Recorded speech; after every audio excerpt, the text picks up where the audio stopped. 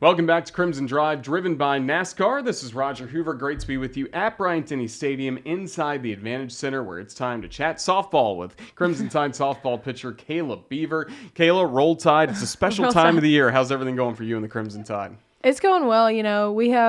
We've had a lot of time to prepare for this upcoming weekend. It's been a lot of practices, a lot of workouts, things like that, but it's been going really well. Your first year and really your only year getting to pitch for the Crimson Tide. Has it lived up to all the expectations you've had? It has. It's been everything that I expected and wanted it to be. Growing up, wanting to come here, it's kind of been a dream, and that dreams came true, and it's been a surreal time, and I'm enjoying every second of it, soaking it all up. That's certainly good. What was the spark of that dream? What got you interested in the Crimson Tide? So my dad grew up an Alabama fan. Oddly enough, he's from Maryland, and so he's been a Bama fan since they played like Legion Field, that kind of thing. And so I was raised an Alabama fan, didn't really know any different. Thankful that I was raised that way, because being from Tennessee, that's a no-go for me. And so, I don't know. I haven't known any different. And my parents have been bringing me to games since I was 8 years old. And so I've come to football games, softball games, and I've just wanted to come here ever since.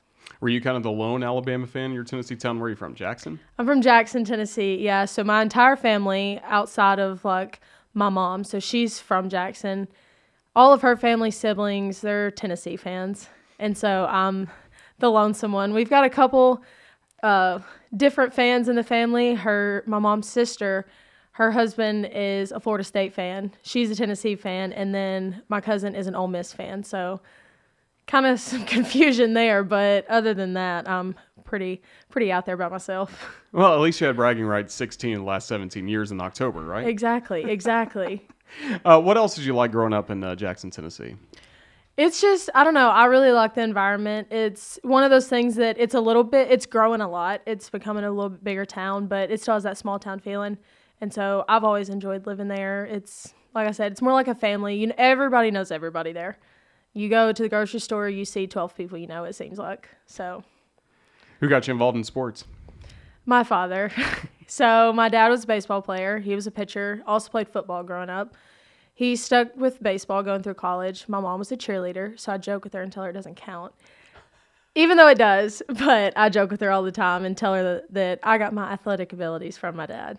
So whole family is full of athletes. We have baseball players, football players, you name it. All my cousins play sports, softball, baseball, football, you name it. Basketball, we're kind of involved in everything. Where'd your parents go to school? So my dad he went to ETSU, played baseball there, was a pitcher.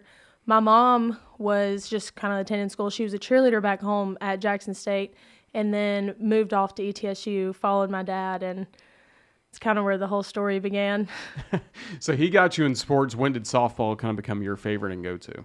So I started t-ball. I was 4 years old, and started it then. I've actually never played another sport in my entire life, so I don't know if I'd be good at anything else. There's really no telling. I'm not coordinated at basketball, but volleyball I would have maybe given a go, but it's been softball since I was a little kid. Before you started pitching, where else were you on the diamond? First base and right field. Pretty good hitter? Back in my prime, I like to think. What was your prime? Oh, gosh. I stopped hitting for the most part. Whenever I played travel ball, once I got to about 14, I stopped hitting. Because it was one of those things, like, you're at that age, you kind of got to pick, are you going to pitch or play first base?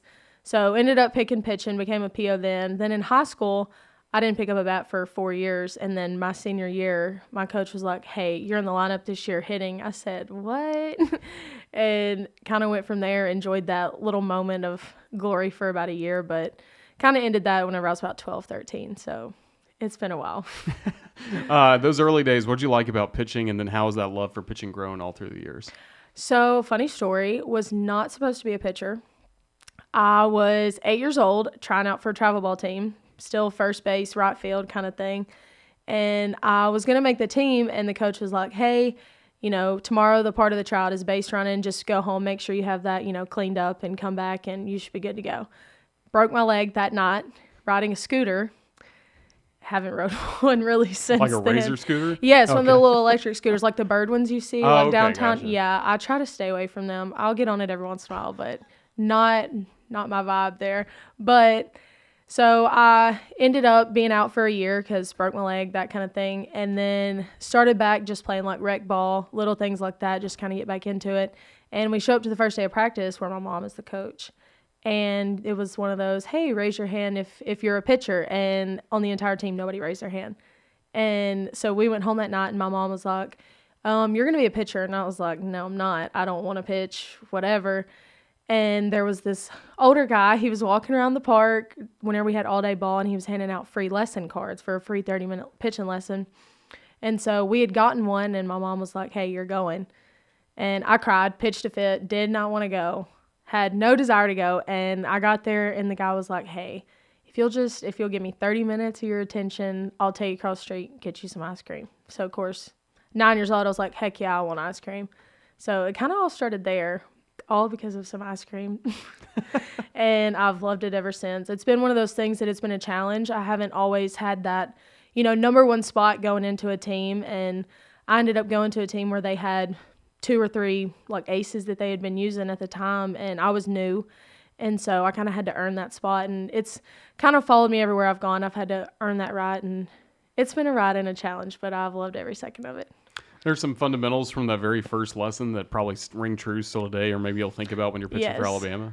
Oh, yeah. Sometimes it's one of those things, if you're struggling with something, it's really nice to just go back to, like you said, the basics, the absolute basic fundamentals. And that's really what it's all about. That's what I teach whenever I do lessons. I'm like, we're going to work on the fundamentals, start from the ground up, and we'll move on once, the mechanics are right. So. Sticking with that for just a second, then we'll continue going kind of on your career journey. What are the different pitches you throw now for Alabama? And when you're being successful, what is each pitch doing to the hit batters? So, I technically throw the typical, fast, change, curve, rise. I had a screw. We don't really throw a screwball much in here. And so kind of got rid of that one. Been sticking with the rise and the curve. Those are my go-tos. And honestly, it's one of those things. My curve is working when it's dropping off the table, basically. So it's more like a drop curve. My rise works best when it's low, which seems pretty odd considering it's a rise ball, but I try to work more like the quads to the belt with that pitch. And so that's when it's most successful. All about control, right? Pretty much. Exactly. And that's what I try to focus on. And that's always been the thing that I've worked for the most is control and making sure that that's intact before I try to work on like speed and things like that. So you're gaining all this experience, and then in high school you were beset by a few injuries. Just how difficult was that in your process, and what did it kind of do to your college dreams? So I had, the goals and desires, play for Alabama, the Mississippi States, the bigger schools, had that dream and that goal set in my head. And then my sophomore year of high school, I was set back due to a lower back injury. I was out for almost an entire year.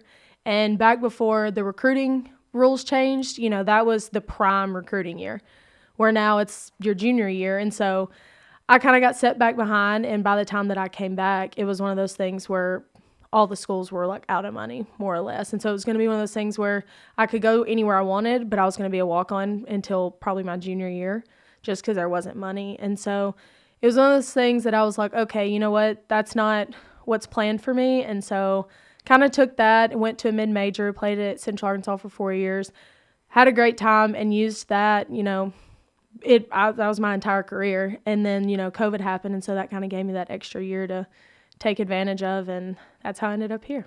What made Central Arkansas the right place for you? It was just one of those things that the town was just like my hometown. It was just like Jackson, same stores, same vibe, same environment, things like that.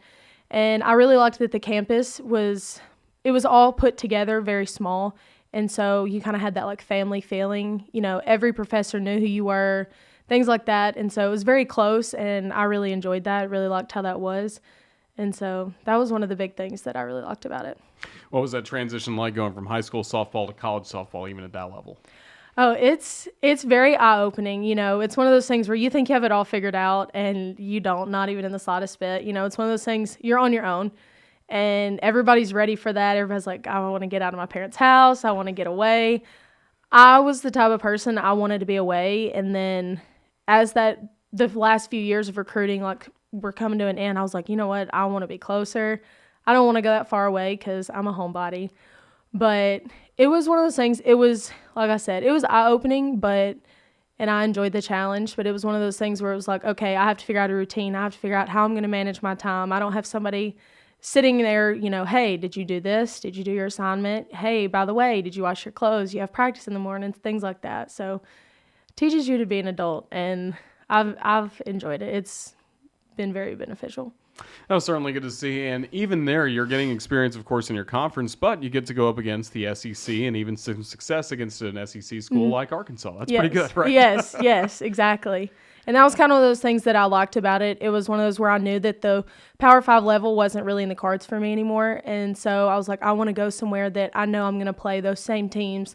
And it was, everybody uses the saying, you want to be a big fish in a little pond, or a little fish in a big pond, things like that. And so I went there knowing, I'm going to have to work, and I did, and earned one of those spots. And so got to pitch at that level, but still, like you said, played the teams like Arkansas, LSU, Illinois, like all the Power 5 schools. And so that helped me along the way too. And I give you some confidence that maybe for this fifth and final year, you could pitch at the next level.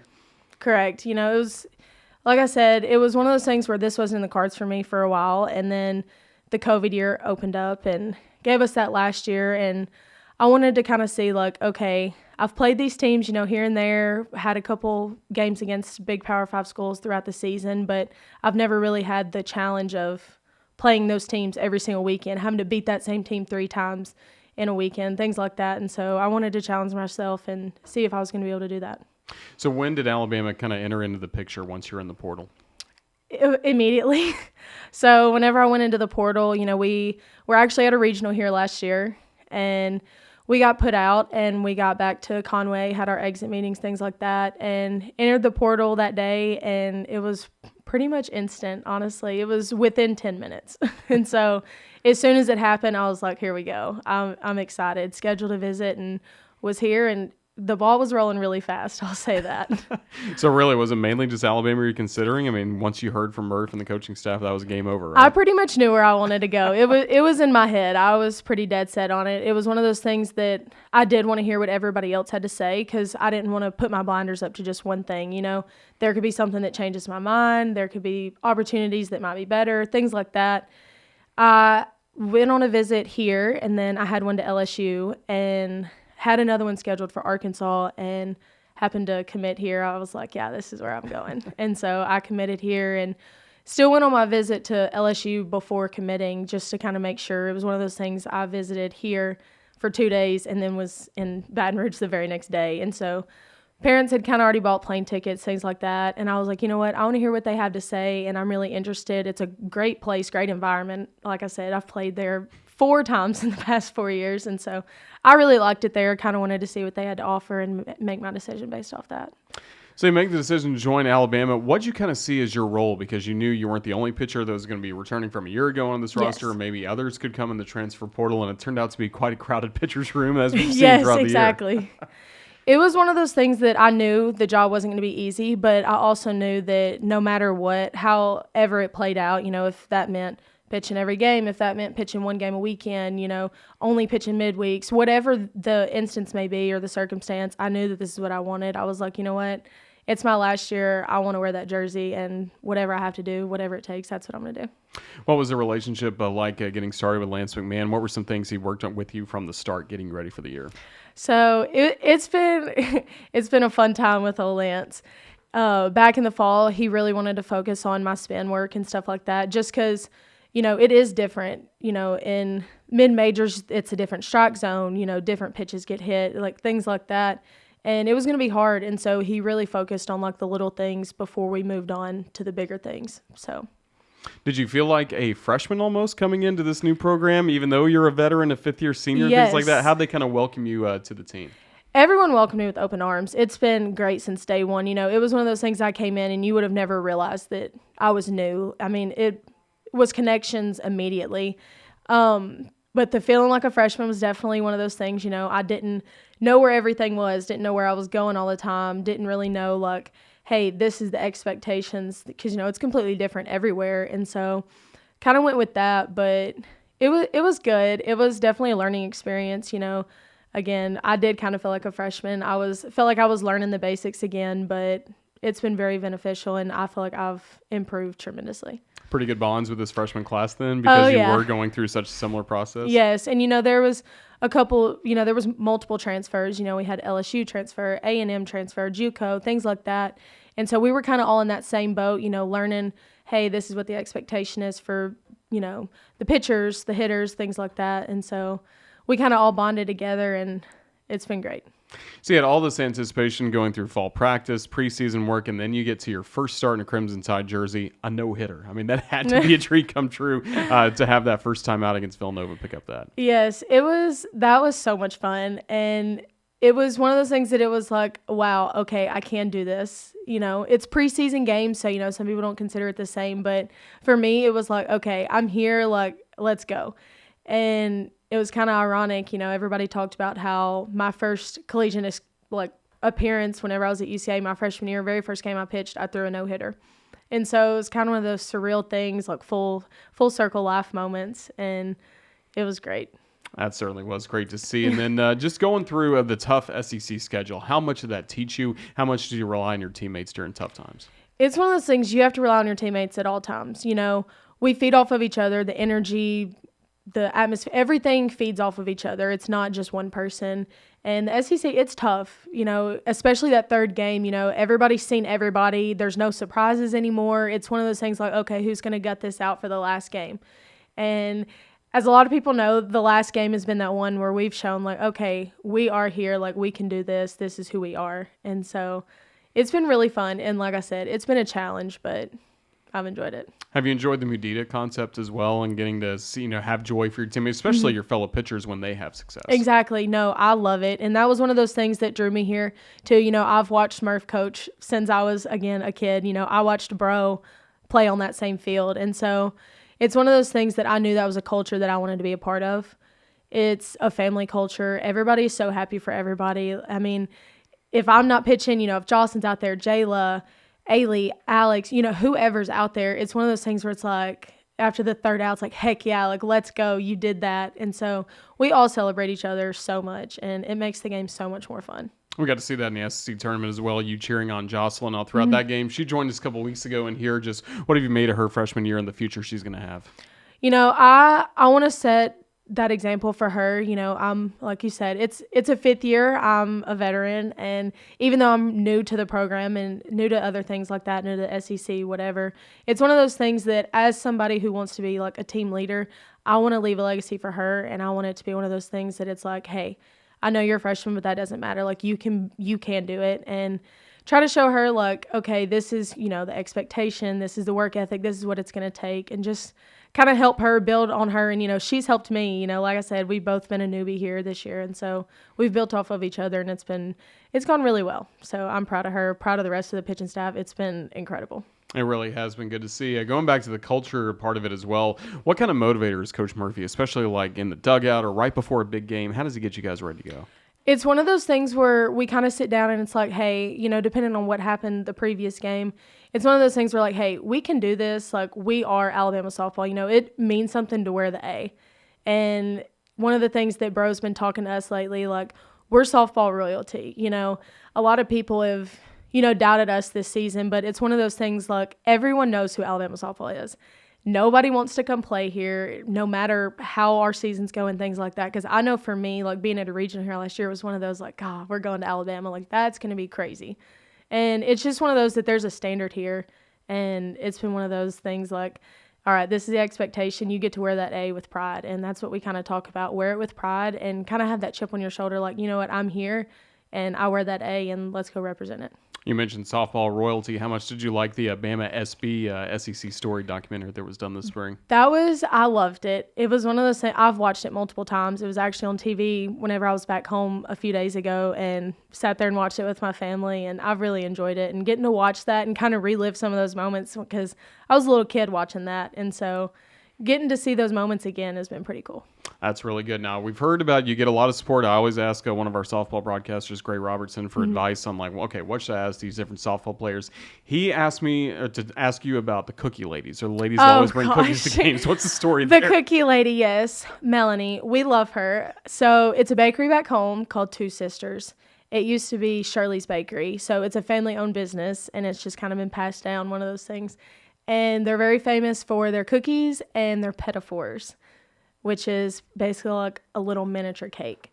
And I've grown up going and getting those cookies back when it was like cash only. Like it's been around for a while. And I started bringing those. I actually brought them whenever I moved in back in August. And I was like, hey, everybody, I brought these, whatever. And it's been a hit ever since then. Every weekend she sends cookies. And then there's been a couple times that we haven't had any. And everybody's like, where's the cookies? I'm like, I'm sorry, there's not any. And so it's a fight over them. We went from having the X amount of cookies to some people weren't getting any because everybody was fighting over them. And so big shout out to the cookie ladies. We love them. And they got to meet everybody here a couple weeks ago whenever we played that last series against Tennessee. And they loved every second of it. Made a whole post about it and everything else. Loved them. So if you guys have a deep run coming up, they got to go every step of the way. We got to get them ready to go to Oklahoma City, right? Exactly. I told him, I was like, look, you're locked in now. You're part of the family. So once you get locked in, you're not going anywhere. That's really good to hear. So again, it's a special time for softball, and you are a fifth-year senior. You're 1 year playing for the Crimson Tide. Have you given thoughts to what's next after the softball season's done? Everybody asks me that question. Everybody asks her, am I going to play pro? Am I going to do this? Am I going to do that? Honestly, it's kind of up in the air right now. It's one of those things that I'm like, I do want to play, but then at the same time, it's like, okay, what do I want to do? That kind of thing. I do have a plan. I want to build a pitching facility. I'm not real sure where. I haven't decided if it's going to be in my hometown or within that radius, that kind of thing. And so I'm really excited to try to start that. I haven't quite decided, like I said, when and exactly where it's going to go, but that's my plan eventually, and so I'm looking forward to that. So desire to coach, does that mean we could see you as like a high school or a college coach down the road? So it's one of those things that's weird. I don't know. I feel like anybody that plays a sport kind of understands coaching and giving lessons is completely different. Gotcha. Even though it's technically coaching, I haven't had a desire to coach. It might be one of those things that I turn into wanting to do that, things like that. But as of right now, just wanting to give lessons and kind of watch the little kids do what I did. So I get a joy out of watching them. Inspiring the next generation of Kayla Beavers and hopefully making their way here to Alabama. That's really cool to see. What do you think you'll take the most from your softball experience here at Alabama? Oh gosh, that's a hard question. Honestly, it's the challenge. It was one of those things that I wanted to see if I could do it, and I feel like I have, but more than anything, getting to be a part of it in general. Like I said, I knew coming into it, I didn't care what the result was. I didn't care how much I played, how much I did this. I just wanted to be a part of this atmosphere, be a part of this culture, play for Coach Murph, all that kind of stuff, and just being kind of enjoying that. You've done it. Done it really well. Thank you. Kayla Beaver, we've had a blast catching up with you here on Crimson Drive, driven by NASCAR. Just thank you for your time. Best of luck the rest of the way. Thank you so much. Roll Tide.